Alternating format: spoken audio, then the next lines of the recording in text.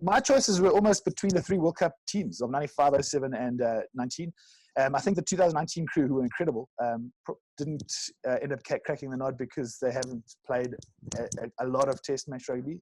So there's not as much to compare them to. Then there was Chester and James from 95, who played a big role in that World Cup campaign. But I guess I went with the tried and tested, I think South Africa's greatest 11 of all time, Brian Abana. It was an easy choice at 11. And then JP Peterson at 14. He was just, competitive, skillful, aggressive.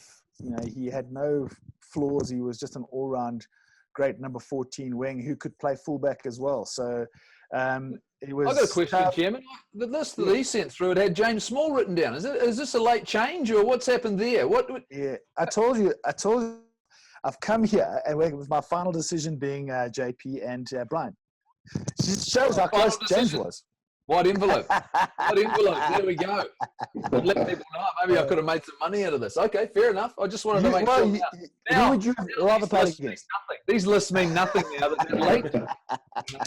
Anything can happen. Thanks very much. Brilliant. And one of the amazing things for me about JP Peterson, John, was when he was in full stride, he almost didn't look as though he was running that fast. But when you saw how he outpaced defenses and so on, it was extraordinary. He was deceptively quick. He was deceptively quick, yeah. And, the good thing about JP, and I guess that's probably why I ended up giving him the nod, is that he's also incredibly good for the group of guys that he's around. He was a good influence. He was just all around, on and off the field, always added value. And Mr. Chairman, can I still think that'll end up being Cheslin Colby, by the way. It'll end up being, by the end of this conversation, somehow things might have changed. Cheslin Colby might get the nod. Mr. Chairman, if I talk, you talk about James Smalls, but I remember a test match we played in 1992 at Ballymore when there was a 3 test match series. In 93, it must have been, the Springboks came out for 3 test matches, and the second test match at Ballymore, I remember running out just before the game saying to a few guys, listen, if the game's slow, if it doesn't pick up, I'm going to run. I've never punched anyone in my life, but I'm going to ruffle some feathers and make sure you back me up. I remember we kicked the ball in behind the try line, and James Small picked the ball up and started being a bit of a lark and running it round and didn't want to tap it down. Just as he put the ball down behind the try line to come back for a 22, I sort of clipped him under the cheek.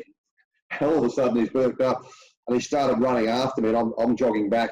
No one had saw it. Everyone's running back to wait for the 22 restart.